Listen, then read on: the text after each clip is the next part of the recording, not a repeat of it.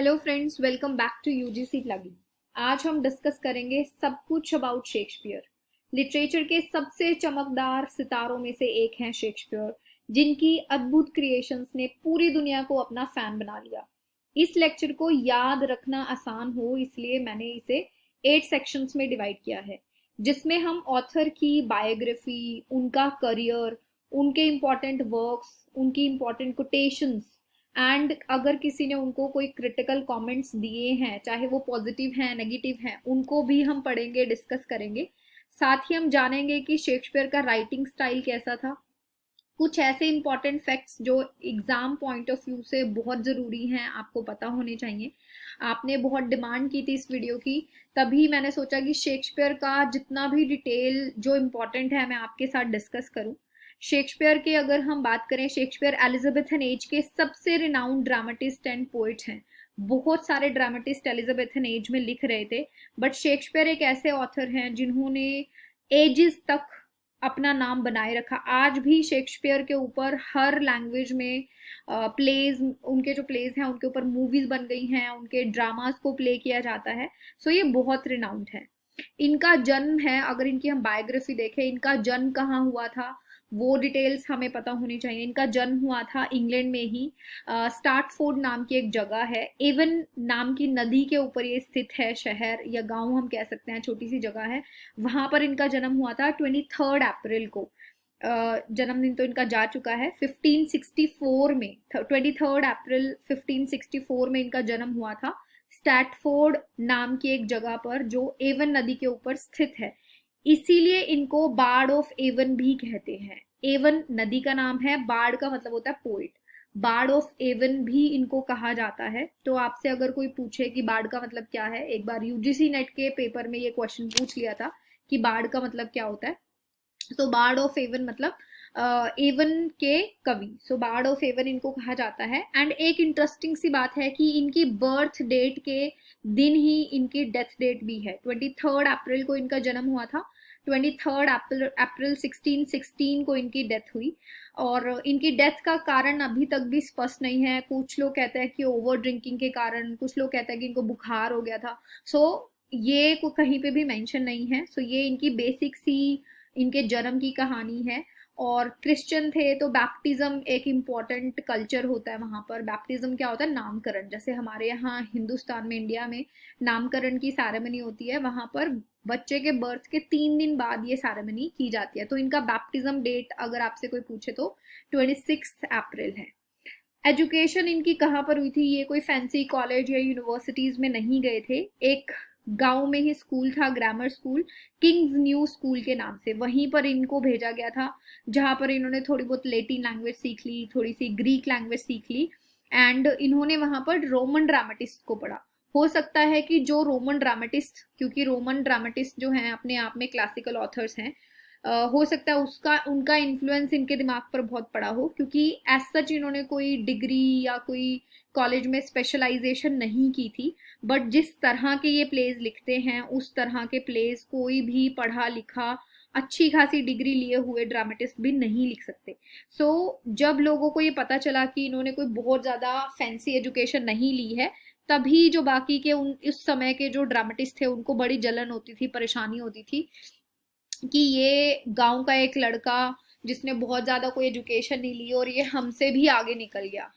Robert Greene ने तो इनके ऊपर बहुत कटाक्ष भी किया था, that he is an upstart crow, कि ये एक नया नया कौवा है, हमारे पंख लेकर उड़ रहा है। लोगों को काफ़ी जेलसी इनसे होती थी। इसके अलावा इनकी मैरिज की बात करें, इनकी 18 साल की उम्र में शादी हो गई थी एन हैथवे नाम की लड़की के साथ, जो इनसे 8 साल बड़ी थी। एंड वो शादी से पहले ही प्रेग्नेंट थी। एंड शादी के 6 महीने बाद इन्होंने एक लड़की को जन्म दिया था, सुजेना। इनके 3 बच्चे हैं शेक्सपियर एंड एन के, सुजेना, जूडियथ एंड हैमनेट। जूडियथ एंड हैमनेट जो हैं जुड़वा बच्चे थे। जूडियथ लड़की है, हैमनेट लड़का। हैमनेट की बाद में डेथ हो गई थी। हैमनेट नाम से एक फेमस प्ले भी लिखा है, मतलब हैमनेट के से मिलता जुलता सा नाम है, हैमलेट। ठीक है, वो प्ले काफी फेमस है शेक्सपियर का। एंड ये इनका बायोग्राफिकल डिटेल है। अच्छा खासा इनका लाइफस्टाइल था, बहुत ज्यादा रिच फैमिली से नहीं थे।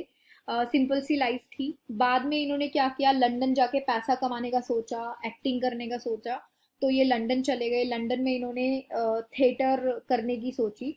सो लंदन में जाने के बाद इन्होंने एक कंपनी को ज्वाइन कर लिया जिसको कहते हैं लॉर्ड चैम्बरलेन्स मैन।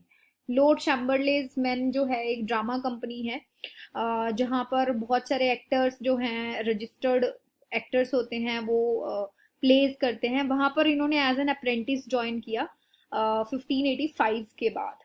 ठीक है, तो वहाँ पर इनको अच्छा फेम मिला, इनका नाम होने लगा, इन्होंने पैसे कमाने शुरू किए, इन्होंने प्लेज लिखने भी शुरू किए, plays as an actor play भी करना शुरू किया। एंड उसी कंपनी के एक्टर्स ने मिलके सोचा कि क्यों ना हम एक थिएटर बनाएं, एक स्पेशल यूनिक सा थिएटर बनाए। तो सबने पैसे इकट्ठे किए, शेक्सपियर ने भी पैसे इकट्ठे किए, अपना हिस्सा दिया, एंड इन्होंने बनाया ग्लोब थिएटर। सो शेक्सपियर का कौन सा थिएटर है? Globe theatre. इंपॉर्टेंट है, ये क्वेश्चन आपसे पूछा जा सकता है, बहुत सारे कॉम्पिटिटिव एग्जाम में पूछा जाता है। ग्लोब थिएटर इन्होंने बनाया। ग्लोब थिएटर इतना सक्सेसफुल हुआ कि शेक्सपियर ने बहुत पैसे कमाए और उन्होंने फिर अपने ही गांव में जाके स्टैटफोर्ड में एक बहुत बड़ा घर खरीदा। अगर आप इंटरनेट पे जाओगे, शेक्सपियर का घर का जहां भी इमेज होता है वो नया वाला घर उन्होंने दिखाया होता है, जो शेक्सपियर ने खरीदा था। जो इनकी कंपनी है लॉर्ड चैम्बरलेन्स मैन, इसमें भी इनका हिस्सा हो गया था। ये एक लंदन की पॉपुलर ड्रामा कंपनी बन चुकी थी एक टाइम के बाद। अब क्वीन एलिजाबेथ के टाइम पे ये लोग लिख रहे हैं, क्वीन एलिजाबेथ की डेथ हुई 1603 में, एंड वहां के राजा बने जेम्स वन। जेम्स वन को बड़ा इंटरेस्ट आया इस कंपनी में और उन्होंने इनको एक रॉयल पैटेंट दे दिया, जिसकी वजह से जो है एक यूं कह सकते हैं कि राजा की कृपा हो गई इनके ऊपर। एंड इस कंपनी का नेम चेंज होके बन गया किंग्समैन। सो अब किंग्समैन जो कंपनी है वो भी शेक्सपियर की है, ग्लोब थिएटर है वो भी शेक्सपियर का है, एंड किंग्समैन का पुराना नाम आपसे पूछा जाए तो चैम्बरलेन्स मैन करके है कंपनी का नाम, लॉर्ड चैम्बरलेन्स मैन। ठीक है, सो ये कुछ इंपॉर्टेंट डिटेल्स हैं जो हमें पता होनी चाहिए, जो मोस्टली कॉम्पिटिटिव एग्जाम्स में, छोटे बड़े हर तरह के एग्जाम में पूछी जाती है, क्योंकि शेक्सपियर की लाइफ का एक बड़ा हिस्सा है ये। तो शेक्सपियर अगर हम कर रहे हैं तो ये हमें पता होना चाहिए। शेक्सपियर ने, मैंने आपको बताया था, ट्रेजेडीज लिखी हैं, कॉमेडीज लिखी हैं, हिस्ट्री प्लेज लिखे हैं, उसके अलावा ट्रेजी कॉमेडीज या रोमांसेस हम कह सकते हैं, पोइट्रीज लिखी हैं। सो वो एक्टर भी थे, वो प्ले राइट भी थे, बट उन्होंने ना कभी भी अपने प्लेज को ऐसे पब्लिश नहीं कराया। He was not knowing this thing कि मैं इतना पॉपुलर किसी दिन हो जाऊंगा, है ना। आज हमें लगता है कि ये सब कुछ शेक्सपियर ने प्लान किया होगा। No, Shakespeare was just doing his work, and वो इतना अच्छा परफेक्शन से काम कर रहे थे कि सक्सेस अपने आप मिलती चली गई। सो उन्होंने खुद कभी भी अपने प्लेस को पब्लिश नहीं कराया था। जब उनकी डेथ हो जाती है उसके कुछ सालों के बाद उन्हीं की ड्रामा कंपनी के दो actors, John Hemingway and Henry Condell, ये दोनों शेक्सपियर के को वर्कर्स कह सकते हो, कलीग्स कह सकते हो, इन्होंने इनके प्लेस को इकट्ठा किया एंड फर्स्ट फोलियो के नाम से हम उसको जानते हैं। इस तरह से इन्होंने पब्लिश कराया। सो पहले इन्होंने पब्लिश कराया था mister William Shakespeare's comedies, histories and tragedies, और जिसको हम आज जानते हैं फर्स्ट फोलियो के नाम से। 1623 में पब्लिश कराया था। शेक्सपियर की डेथ हो गई थी 1616 में। शेक्सपियर ने अर्ली रिटायरमेंट ले ली थी, रिटायरमेंट के 3 साल बाद उनकी डेथ हो गई थी, यानी कि 1613 में उन्होंने रिटायरमेंट ले ली थी।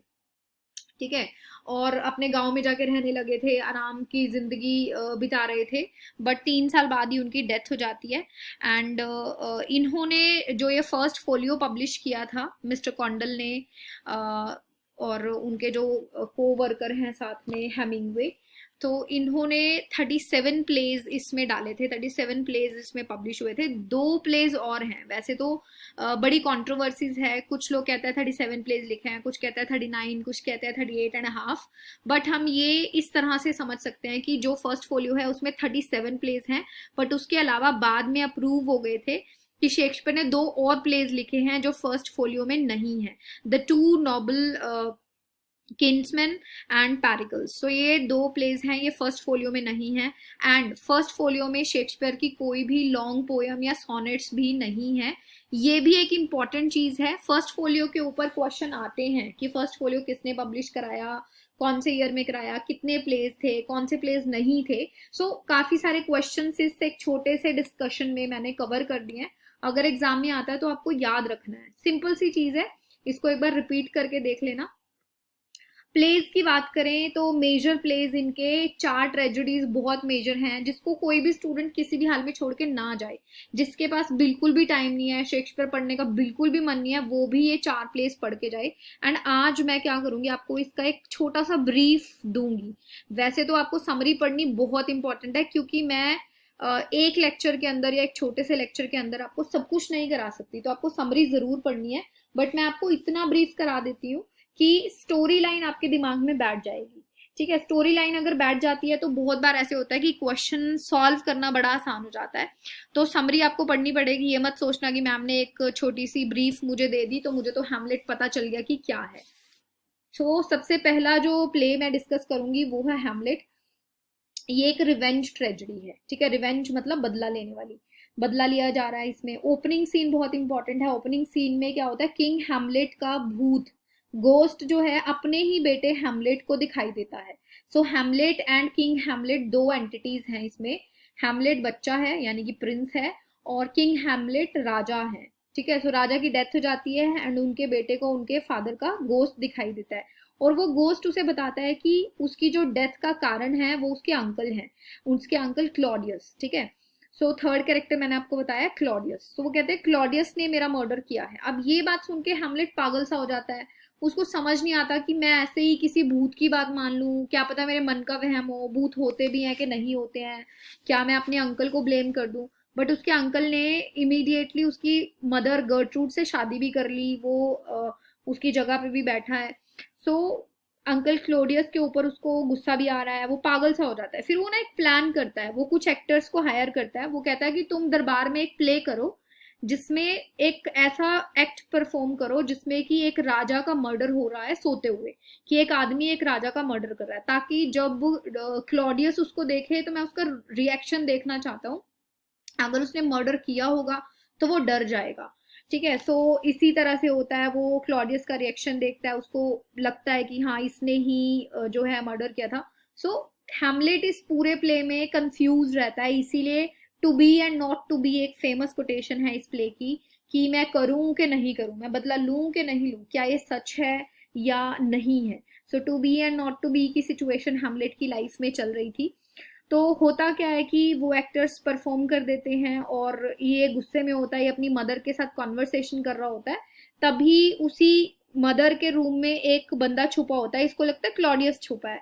सो ये क्लॉडियस की गलती में अपनी ही गर्लफ्रेंड के फादर को, पोलोनियस को मर्डर कर देता है चाकू मार के उनको।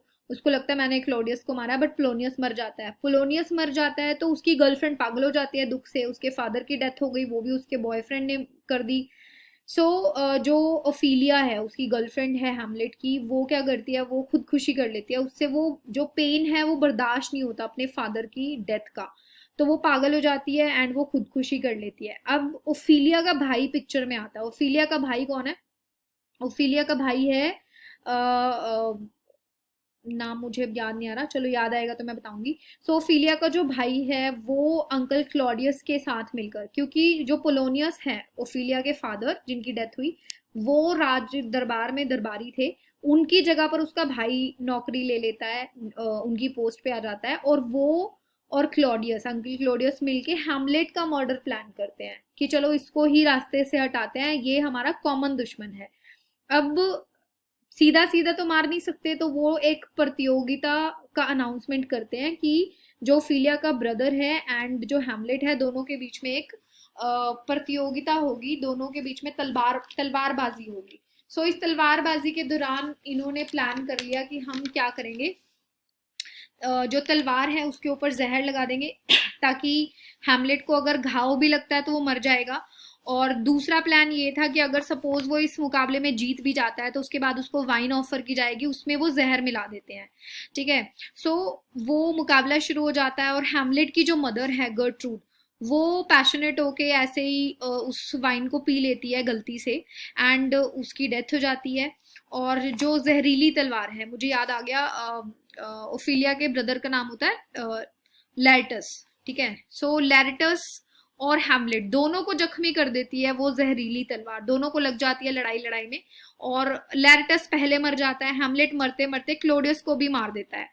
तो क्लोडियस भी मर गया, हैमलेट भी मर गया, गर्ट्रूड भी मर गई, सारे लोग मर जाते हैं। बस हैमलेट का एक फ्रेंड बचता है, होरेशियो, जो कि कहानी बताने के लिए बचा है। किसको? फोर्टीन ब्रास को। फोर्टीन ब्रास जो है वो पोलिश वॉर्स में लड़ने के लिए गया होता है। वो जब वापस आता है तो वो राजा बन जाता है, फिर उसको राजा बना दिया जाता है। ठीक है, तो इस तरह से कहानी खत्म होती है, ट्रेजेडी है, और हैमलेट की भी डेथ हो जाती है।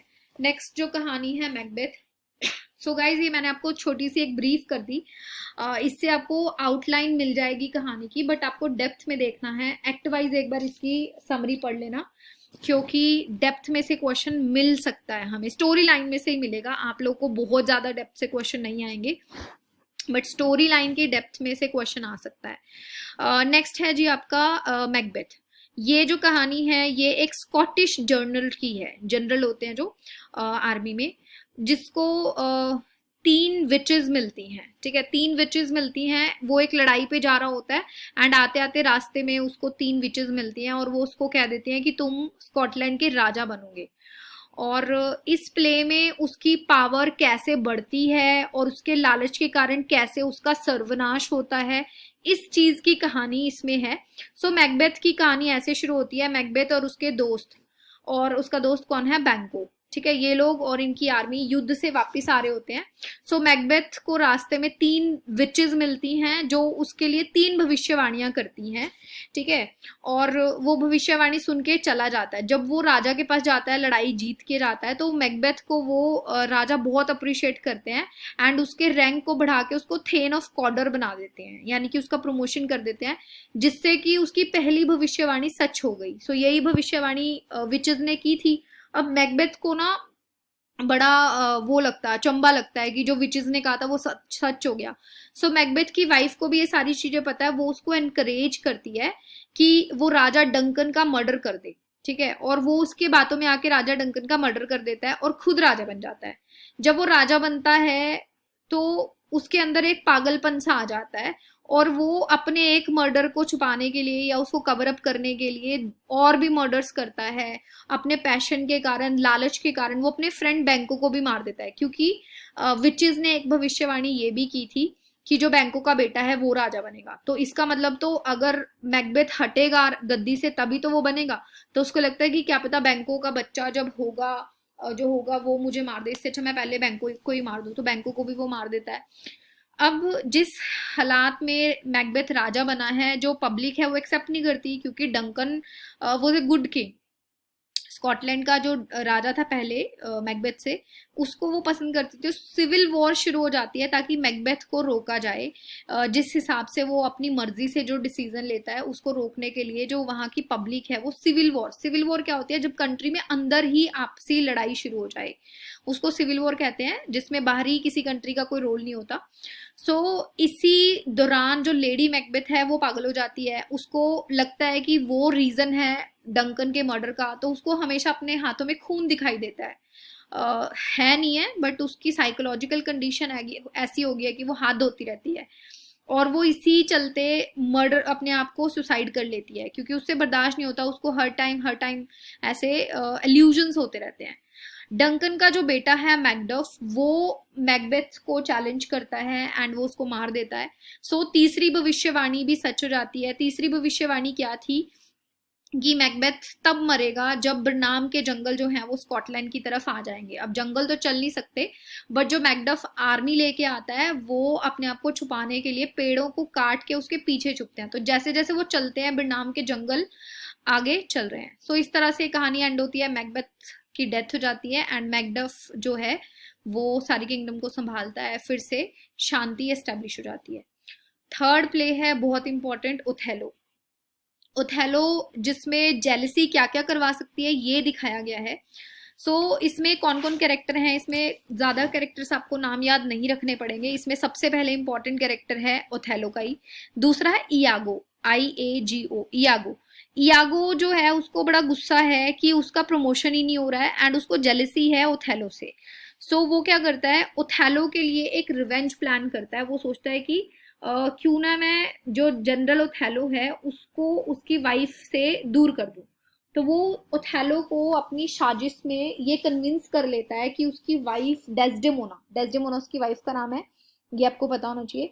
डेस्डेमोना को जो अफेयर है वो लेफ्टिनेंट कैसियो के साथ चल रहा है, वो कन्विंस कर लेता है, ऐसी कुछ हरकतें दिखाता है जिससे कि ओथेलो अपना दिमाग नहीं लगाता और उसको लगता है कि मेरी वाइफ का सच में कैसियो के साथ अफेयर चल रहा है।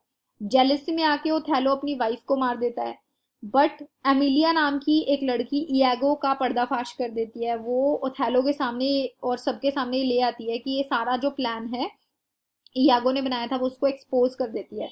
सो इयागो जो है उसको अरेस्ट कर लिया जाता है एंड ओथेलो अपनी इस इतनी बड़ी भूल के कारण खुद को फिर मार देता है, सुसाइड कर लेता है। इस तरह से ये भी खत्म हो जाती है। सो देखो शेक्सपियर के सारे प्लेज में हमें कुछ ना कुछ लेसन मिलता है कि हमें लालच नहीं करना चाहिए, हमें जेलसी नहीं रखनी चाहिए, सूझबूझ से काम लेना चाहिए। हेमलेट में भी ये दिखाया है कि किस तरह से जो लालच है वो बहुत बुरी बला है, उसके अंकल को लालच आया एंड किस तरह से ह्यूमन बींग्स जो हैं वो अपनी लाइफ में डिसीजन लेने में कैसे कंफ्यूज रहते हैं। सो शेक्सपियर के हर प्ले जो हैं हमारी लाइफ से ही जुड़े होते हैं। हमारी लाइफ में भी इस तरह की सिचुएशंस आती हैं। वो अलग बात है कि राजा रानी वाली सिचुएशंस इन्होंने दिखाई हैं, बट हर इंसान की लाइफ में ये चीजें आती हैं जहाँ हमें कभी जेलसी, कभी गुस्सा, कभी हमारे अंदर कोई लालच, ये सारी चीजें हमें पीछे धकेलती हैं। ये एक लेसन होते हैं प्लेज के थ्रू।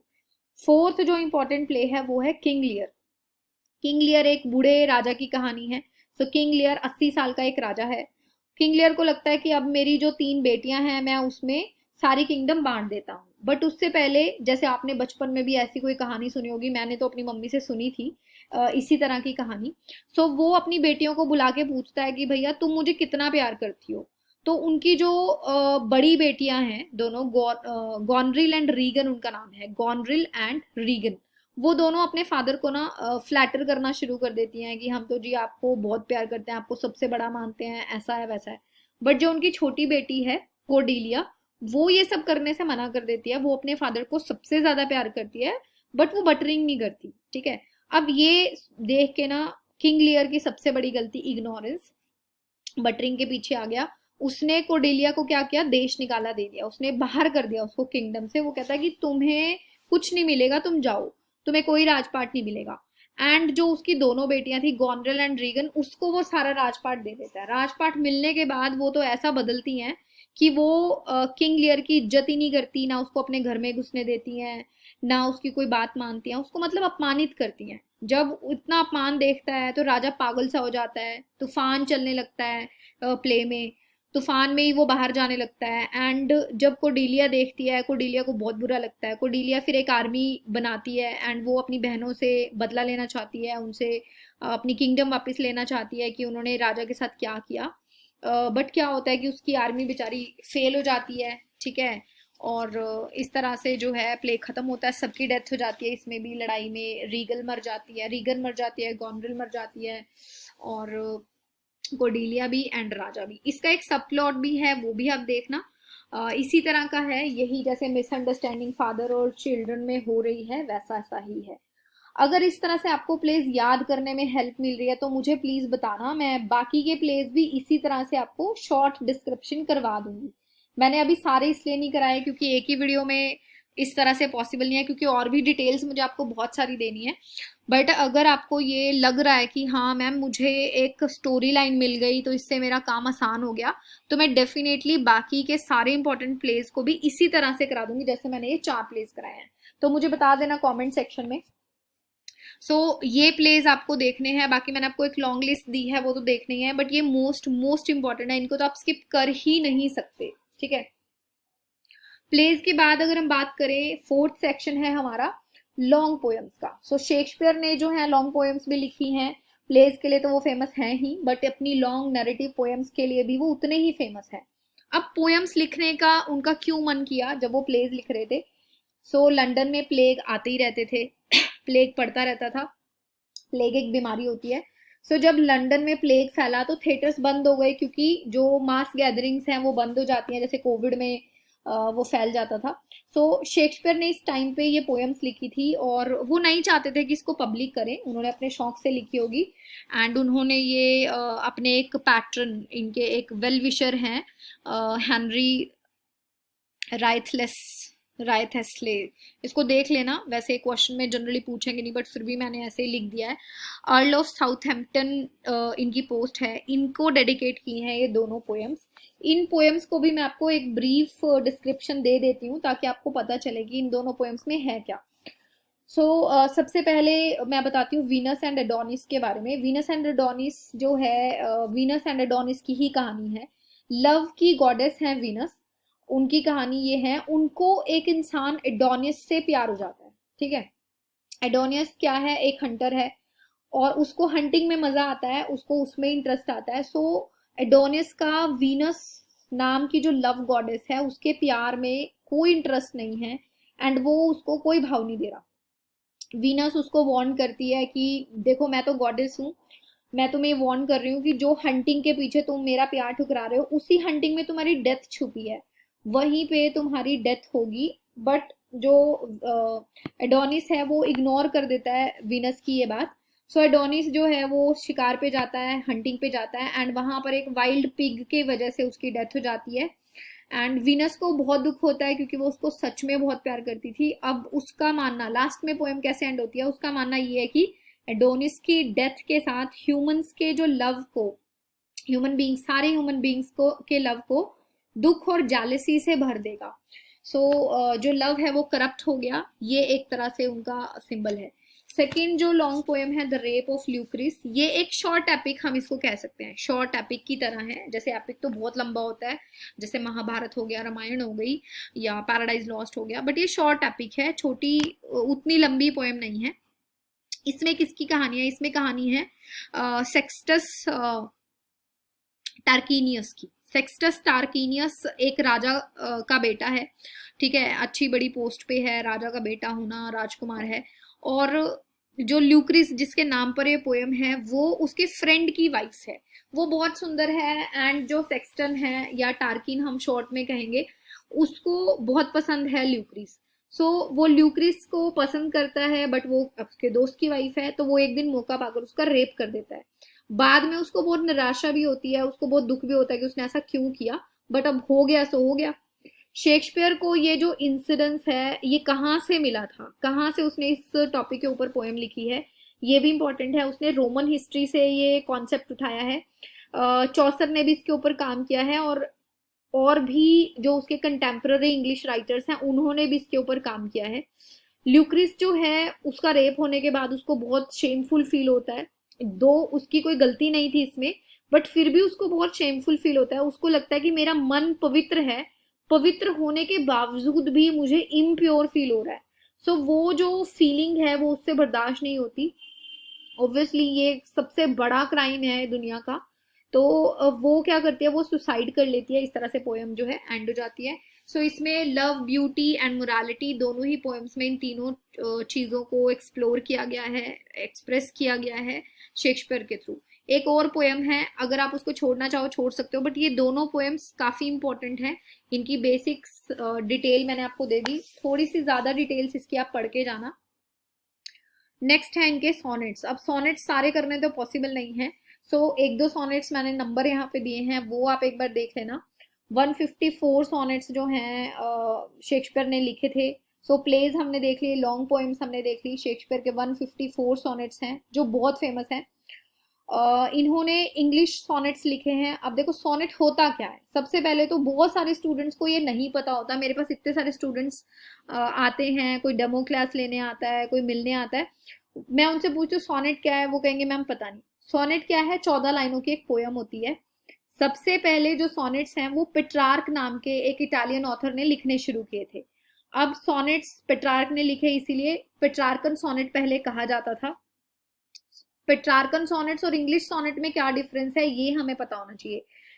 जो पेट्रार्क ने इटली में लिखे थे सोनेट्स, उसमें जो 14 लाइनें होती थी वो 2 स्टेंजा में डिवाइड होती थी। एक ऑक्टेव यानी 8 लाइनों का एक स्टेंजा, एक सेस्टेट यानी 6 लाइनों का स्टेंजा, ठीक है।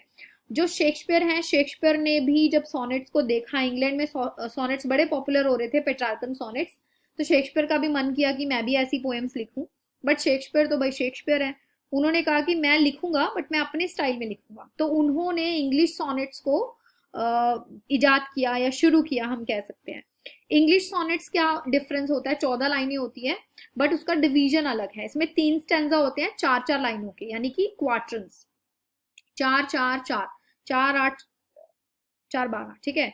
और 2 लाइनों का एक दोहा होता है, कपलेट। सो 3 क्वार्टर और 1 कपलेट, इस तरह से 14 लाइनें बनती हैं, तो उसको हम इंग्लिश सॉनेट कहते हैं। और पेट्रार्कन में क्या था, एक ऑक्टेव एंड सेस्टेट। तो ये सॉनेट का कंप्लीट डिस्क्रिप्शन है। आपको पता होना चाहिए कि सॉनेट आए कहाँ से, क्यों आए, क्योंकि इंग्लिश लिटरेचर, ब्रिटिश लिटरेचर में हम ये कह सकते हैं कि एलिजाबेथन एज से भी पहले जो है सॉनेट्स आ गए थे। एंड लास्ट तक, आज तक भी सॉनेट्स इतनी पॉपुलर हैं, लोग लिखते हैं इसको, तो हमें ये बेसिक सी डिटेल पता होनी चाहिए।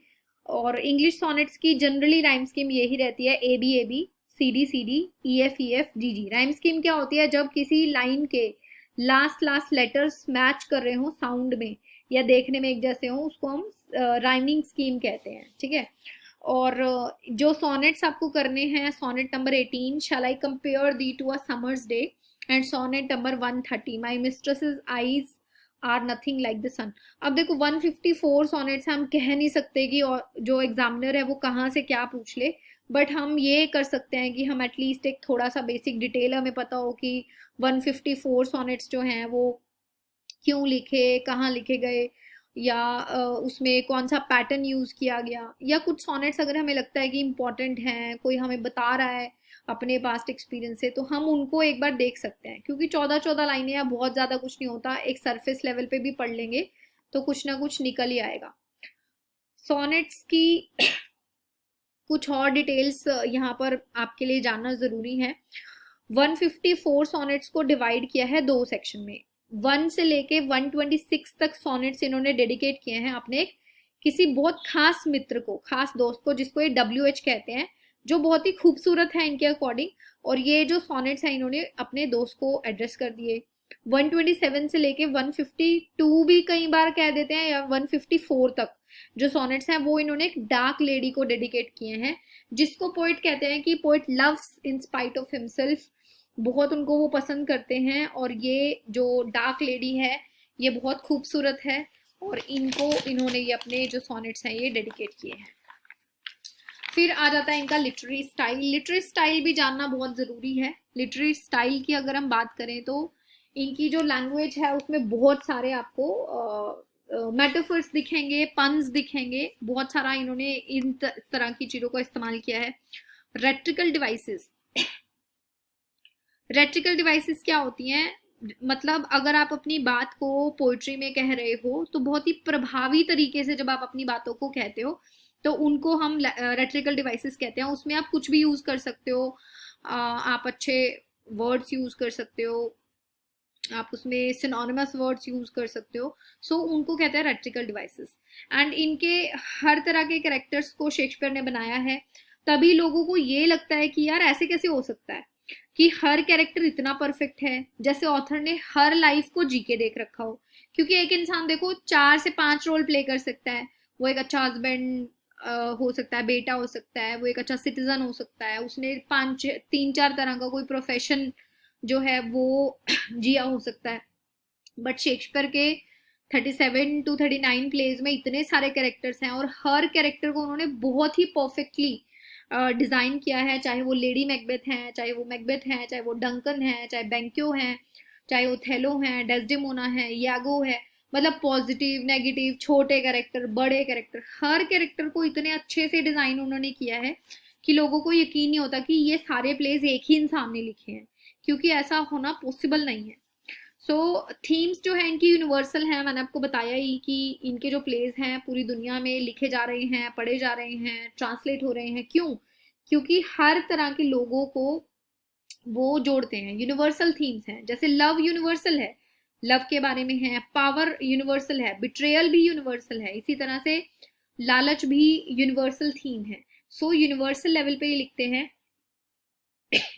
ऐसा भी माना जाता है कि बाइबल के बाद जो मोस्ट रेड ऑथर हैं वो हैं शेक्सपियर।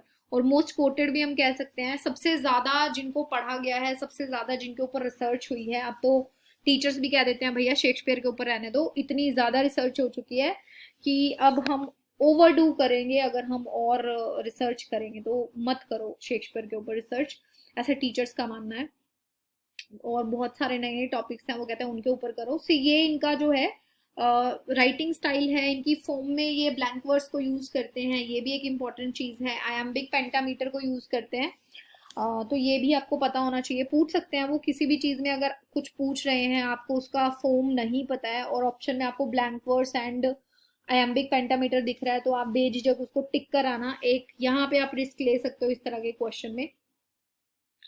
इसके बाद आती हैं इनकी इंपॉर्टेंट कोटेशंस। अब ये बहुत ही मुश्किल वाला पार्ट हो जाता है, क्योंकि शेक्सपियर के इतने सारे प्लेज हैं और हर प्लेज में बहुत सारी इंपॉर्टेंट कोटेशंस हैं, तो हमें नहीं पता एग्जामिनर क्या पूछ ले। बट ये मोस्टली जो बड़े कॉम्पिटिटिव एग्जाम्स हैं, छोटे कॉम्पिटिटिव एग्जाम्स हैं, उनमें पूछी गई कुछ कोटेशंस हैं जो हम मान के चल रहे हैं कि हमारे एग्जाम में भी आ सकती है, क्योंकि ये रिपीट से आ रही हैं। मल्टीपल एग्जाम्स में से हमने इनको पिक किया है, रिपीट से मल्टीपल एग्जाम्स में पूछी जा रही हैं। इंपॉर्टेंट कोटेशंस चलो हम डिस्कस कर लेते हैं। जैसे फर्स्ट कोटेशन मैंने आपको हैमलेट कराते हुए भी बताई थी, टू बी और not to be, that is the question. Hamlet की कंफ्यूजिंग सिचुएशन इसमें दिखाई गई है। नेक्स्ट वाली तो बहुत ही फेमस है, आपने सुनी भी होगी, all the world is a stage and all the men and women are merely players, they have their exits and their entrances, and one man in this in his time plays many parts. So human beings की motility के ऊपर हम कह सकते हैं कि ये है कि ह्यूमन बींग्स यहाँ पर एक स्टेज के ऊपर जैसे प्लेयर्स आते हैं वैसे ही इस दुनिया में आते हैं चले जाते हैं, एंड उनकी एंट्री एग्जिट भी बर्थ एंड डेथ की तरह है, एंड वो मल्टीपल रोल्स प्ले करते हैं। कभी वो टीचर हैं, कभी स्टूडेंट हैं, कभी फादर हैं, कभी किड हैं, कभी मदर हैं। So there are multiple roles attach to a human being. As you like it से ये कोटेशन ली गई है। The lady doth protest too much methinks, ये भी हैमलेट से आया है। cowards die many times before their deaths, the violent never taste of death but once. So जो कावर्ड लोग हैं, जो डरपोक लोग हैं, वो बहुत बार अपने मन ही मन मरते रहते हैं डर के कारण। बट जो लोग डरपोक नहीं हैं, जो हिम्मत वाले लोग हैं, वेलेंट लोग हैं, वो सिर्फ एक बार मरते हैं जब उनको डेथ आती है। जूलियस सीजर से ये है, men at some time are masters of their fates. The fault, dear Brutus, is not in our stars but in ourselves, that we are underlings. So Julius Caesar से ये line है। Brutus को convince करने के लिए Julius Caesar ने ये words बोले थे कि इंसान जो है वो अपने फेट के अंडर घुटने टेक देता है, बट वो उसको कंट्रोल कर सकता है अपने डिसीजंस के through. What's in a name, ये मेरी फेवरेट कोटेशन है। That which we call a rose by any other word would smell as sweet. So what's in a name, ये आपने इतनी कोटेशन जरूर सुनी होगी, रोमियो जूलियट से है। वो कहता है कि नाम में क्या रखा है, अगर हम गुलाब को किसी और नाम से बुलाएंगे क्या वो गुलाब नहीं रहेगा, क्या उसकी जो स्मेल है वो उतनी स्वीट नहीं रहेगी। Good night, parting is such sweet sorrow that I shall say good night till it be morrow. Romeo Juliet से है। वो कहता है कि गुड नाइट शुभ रात्रि, और जब हम रात में जब बिछड़ते हैं वो एक स्वीट सा दुख होता है, क्योंकि जब हम बिछड़ते हैं तो अगले दिन हम फिर से मिलते हैं। तो ये डेथ के लिए भी हम कह सकते हैं, जब डेथ होती है तो दुख होता है, बट हमारा पुनर्जन्म होता है एंड हम फिर से जिंदा होते हैं। नेक्स्ट है, uneasy lies the head that wears the crown. So राजा के लिए ही है ये, किंग हेनरी 4 की जो राजा है उसने क्राउन पहना, उसके पास पावर है, बट उसका जो सिर है वो बहुत अनईजी है। क्यों? क्योंकि जो क्राउन का भार है, लिटरल वाला भार नहीं, जो उसकी रिस्पॉन्सिबिलिटीज का भार है, वो उसको बहुत अनईजी फील कराता है, वो कभी भी रेस्टफुल नहीं होता। All that glitters is not gold, ये तो आपने खुद भी बहुत बार यूज की होगी। मर्चेंट ऑफ वेनिस से ये कोटेशन आई है। सो ये सारी इंपॉर्टेंट कोटेशंस मैंने आपको एक्सप्लेन कर दी। अब अगर पेपर में आ गई तो प्लीज गलती नहीं करना, साथ में मैंने उनके प्लेस के नाम भी लिखे हैं। और इसके कोटेशंस के बाद हमारा लास्ट सेक्शन है क्रिटिकल कमेंट्स का। क्रिटिकल कमेंट्स भी एग्जाम पॉइंट ऑफ व्यू से इंपॉर्टेंट होते हैं, ठीक है। सो बहुत सारे लोग जो हैं एनालाइज करते हैं बड़े बड़े ऑथर्स को, एंड वो अपने व्यूज देते हैं कि क्या शेक्सपियर वर्थ हैं, या शेक्सपियर अच्छे हैं बुरे हैं, उनकी ये चीज़ अच्छी है ये चीज़ बुरी है। सो शेक्सपियर जो है उनको बहुत ज़्यादा फेम अपने लाइफ टाइम में नहीं मिला था, बट उनकी डेथ के बाद उनको बहुत ज़्यादा फेम मिला, ठीक है। और इनकी डेथ से रिलेटेड एक चीज मैं आपको लास्ट में बताऊंगी, मैं आपको भूल गई थी पहले बताना। शेक्सपियर जो है उसके बारे में क्या क्या कहा है, फर्स्ट फोलियो जो है उसका प्रीफेस लिखा है बेन जॉनसन ने, उन्हीं के टाइम के एक ऑथर हैं। बेन जॉनसन एक ड्रामेटिस्ट हैं, कॉमेडीज लिखते हैं। उन्होंने शेक्सपियर के लिए कहा है सोल ऑफ द एज, कि शेक्सपियर जो है वो आत्मा है इस पूरे टाइम की, the applause delight the wonder of our stage. बहुत तारीफ की है उन्होंने, बट कहीं पे उन्होंने पहले कभी ये भी कहा था कि शेक्सपियर वांटेड आर्ट, कि उनके अंदर स्किल्स की कमी है, क्योंकि देखो वो पढ़ पढ़ के एक्सपीरियंसेस से सीखे हैं। वो कोई स्पेशली उन्होंने कोई डिप्लोमा या कोई डिग्री नहीं की थी। बेन जॉनसन ने ये कमेंट्स फर्स्ट फोलियो में किए हैं। थॉमस राइमर जो हैं उन्होंने शेक्सपियर की बुराई की है, कंडेम किया है उनको। वो कहते हैं कि इन्होंने क्या कर दिया, कॉमेडी और ट्रेजेडी को मिक्स कर दिया, that is not a good thing. John Dryden ने भी शेक्सपियर को काफी प्रेज किया है। जॉन ड्राइडन एक पोइट हैं एंड क्रिटिक भी हैं।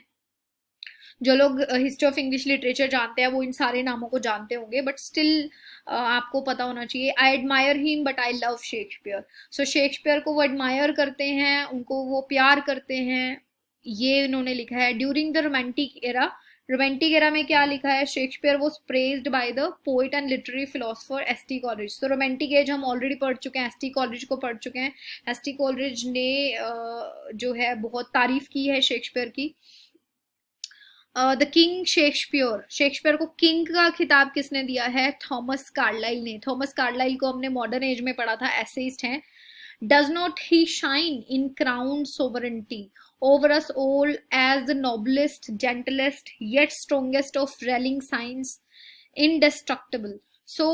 उनको एक राजा की तरह उन्होंने बोला है कि जिसकी शाइन कभी खत्म नहीं होगी। उनका खुद का एक क्राउन है, उनकी खुद की एक ऑरा है जो बहुत ही नोबल है, जेंटल है, स्ट्रॉन्ग है। एंड इस तरह से उनकी बहुत सारे वर्ड्स यूज करके उन्होंने अपनी एक ऐसे में तारीफ की है शेक्सपियर की। विक्टोरियन जो पीरियड है उसमें भी जो लोग हैं शेक्सपियर को बहुत मानते थे, इतना मानते थे कि मॉडर्न एज के जो एक ड्रामेटिस्ट हैं जीबी शॉ भी मैंने आपको पढ़ाया था, पिछली क्लास में बताया था, इनके बहुत सारे प्लेज हैं। और इन्होंने एक प्ले लिखा है shakes versus show, shakes versus show, यानी कि शेक्सपियर एंड जीबी शॉ में कौन जो है ज्यादा उम्दा राइटर है। तो कंपैरिजन क्या है, पपेट प्ले है वो एक। और जॉर्ज बर्नार्ड शो ने एक टर्म यूज की है, बार्डोलेट्री। बार्डोलेट्री का मतलब क्या होता है, जब हम किसी ऑथर की या किसी की हम बहुत ज्यादा तारीफ करते हैं और जिसको हम अंधाधुंध जिसमें विश्वास करते हैं, जिसकी हम बहुत ज्यादा जिसकी प्रेज करते हैं, ठीक है।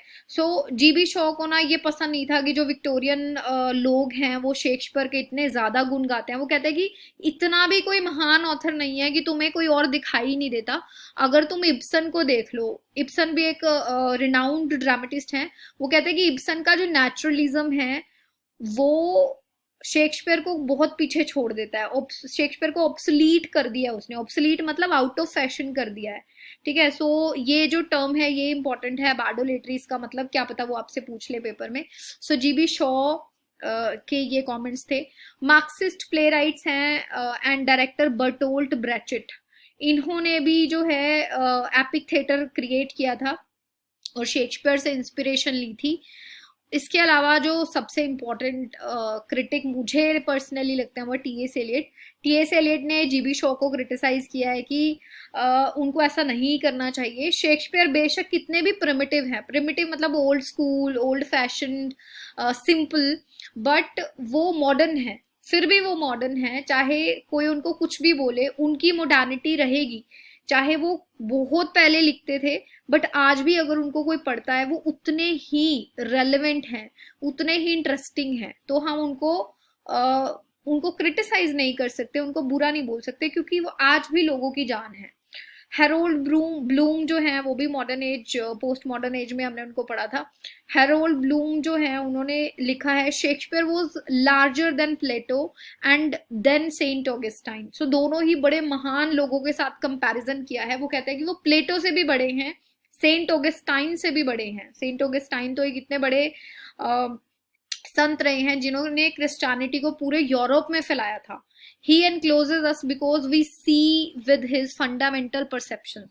ठीक है, सो ये कुछ क्रिटिकल कमेंट्स हैं जो बहुत इंपॉर्टेंट हैं। यहाँ पे हमारा शेक्सपियर का चैप्टर एक लेवल का खत्म हो जाता है। हमने बहुत सारी चीजें डिस्कस की। छोटा सा ब्रीफ देख सकते हो, हमने बायोग्राफी पढ़ी, करियर पढ़ा शेक्सपियर का। शेक्सपियर के करियर के बाद हमने उनके प्लेज देखे, पोइट्री देखी, लॉन्ग पोएम्स, सॉनेट्स देखे, क्रिटिकल कमेंट्स देखे, कोटेशंस देखी। सो ये सारी चीज़ें इंपॉर्टेंट हैं। हाँ, शेक्सपियर की डेथ स्टोन के ऊपर मैंने आपको बताया था लास्ट में कि मैं आपको एक चीज़ बताऊंगी।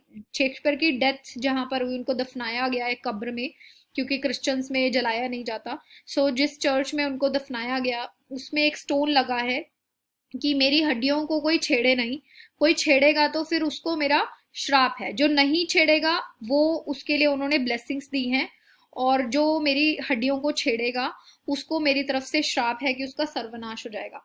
इस तरह का एक डेथ स्टोन उन्होंने बनाया है। सो कुछ बड़े कॉम्पिटिटिव एग्जाम में तो डेथ स्टोन्स की कोटेशंस भी पूछ ली जाती हैं, बट फिर भी चलो एक इंटरेस्टिंग सा कॉन्सेप्ट है। जनरली क्रिश्चियनिटी में क्या होता है कि आपकी कब्र एक टाइम के बाद खोद के दूसरे इंसान को वो कब्र दे दी जाती है। शायद शेक्सपियर को लगा होगा कि मुझे हमेशा इस कब्र में रहना है, तो उन्होंने शायद ऐसा लिख दिया होगा। अगर आपको शेक्सपियर का ये पीडीएफ चाहिए तो आप मुझे बता देना, मैं टेलीग्राम चैनल पे हमारे डाल दूंगी। यूजीसी प्लगइन के नाम से ही हमारा टेलीग्राम चैनल भी है, आप उसको ज्वाइन कर लो। कुछ कुछ पीडीएफ्स मैं वहाँ पे आपके साथ शेयर कर दूंगी। पहले मैं सोच रही थी कि मैं कैसे शेयर करूँ, बट हाँ, फिर Telegram is the best source, तो वहाँ पे मैं आपको ये पीडीएफ शेयर कर दूंगी अगर आपको चाहिए तो। ठीक है, so thank you so much for watching. हम फिर से मिलेंगे एक नई वीडियो के साथ। अगर आप लोग चाहते हो, मैं दोबारा से याद करवा रही हूँ, अगर आप लोग चाहते हो कि मैं सारे प्लेज को ब्रीफ करके आपको बता दूं, जैसे आज 4 प्ले मैंने कराए थे, अगर वो आपको हेल्पफुल लगे हैं, तो लग रहा है कि हाँ इससे मेरा कुछ बेनिफिट हो रहा है, तो मुझे बताना, मैं सारे प्लेज के ऊपर भी एक वीडियो बना दूंगी। ठीक है, ठीक है, फिर मिलते हैं। Thank you so much for watching, stay tuned.